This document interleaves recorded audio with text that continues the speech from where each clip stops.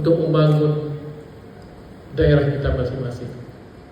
Jadi mudah-mudahan dengan dukungan semangat ini adalah lebih maju, lebih berkembang apa yang kita capai pada masa saat ini.